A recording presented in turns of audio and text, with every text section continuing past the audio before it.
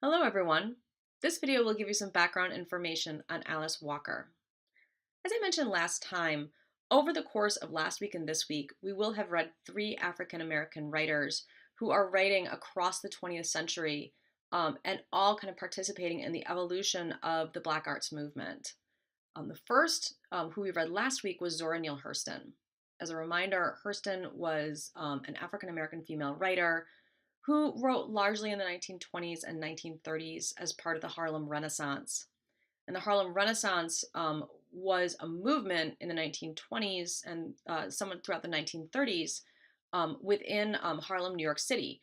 It was a movement in which you saw a great outpouring of literature and art by African American artists, musicians, writers, and intellectuals. So the second author who we read earlier this week is Richard Wright. Richard Wright arrived in New York City at the tail end of the Harlem Renaissance, and he really reached the top of his career in the 1940s and 1950s. And then the writer who we're reading now is Alice Walker. Alice Walker is sort of the next generation of writers after Richard Wright. And she comes of age during the civil rights movement as well as the cultural and sexual revolution of the 1960s. So here's some information on Alice Walker. Alice Walker is still alive today. I believe she is about 74 years old. She was born in 1944 to a family of sharecroppers in Georgia, and she grew up in a small town in Georgia.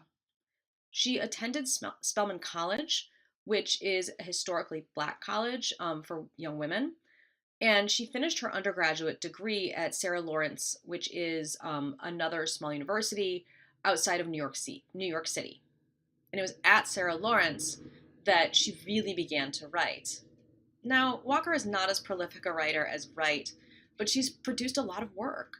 To date, she has produced, I believe, 4 collections of poetry, 2 volumes of short stories, numerous essays, and at least 4 novels, the most famous of which is The Color Purple. Now, Walker's writing largely explores African American women's experiences within the larger experience of being African American within America. And in particular, she's interested in the double oppression that African American women experience because of their race and also their gender. So she argues that racism and sexism work to restrict African American women's lives. Now, Walker's writing is really interested in examining sort of 3 different ideas. The first is that she is interested in wondering why it is that families, especially African American families, are often really cruel to one another. Here's what she says about this interest. Quote, I was curious to know why people in families, specifically Black families, are often cruel to each other, and how much of this cruelty is caused by outside forces, such as various social injustices, segregation, unemployment, etc. End quote. Walker is also interested in the ways in which African American communities imbue their members with a sense of shared history and belonging. And she argues that this sense of a shared history is really passed down through relationships, relationships between mother and daughter, parent and child, etc. And then finally, she's really interested in exploring Black women as central to this sense of shared cultural history, as well as sort of artistic and cultural output. She argues that while everyday Black women have not produced, let's say, high art, they've continued to creatively add to the beauty of their homes and communities through things like quilt making, gardening, and cooking. And in her interest in African American culture, in particular, sort of folk art culture like quilting, she might remind you of Hurston. And there's a reason for this. Hurston's writings really shaped Walker's thinking and also her writing. Now, Zora Neale Hurston had actually fallen into obscurity following her death.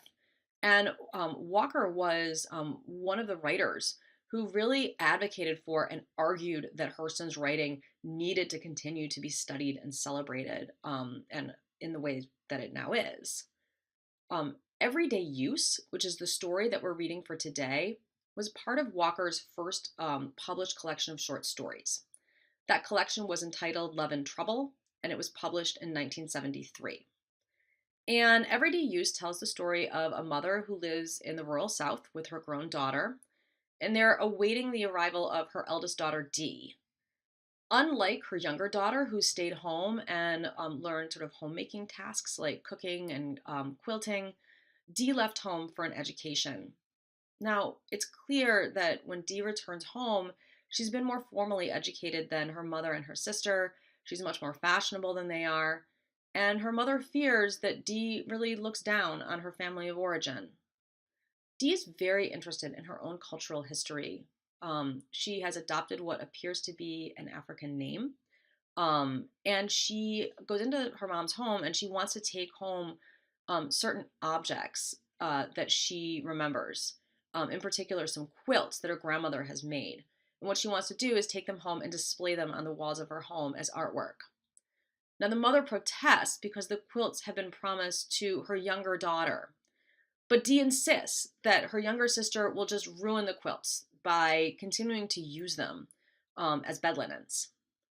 So it seems very clear to me that all the women in the story really highly prize this grandmother's quilt, but they do so for different reasons. For Dee, they represent a cultural history that she's eager to display, but not really to use.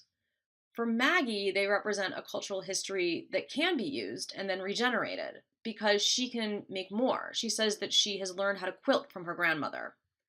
So, my question is, how does Walker want us to read Dee and Dee's quest for her own cultural identity?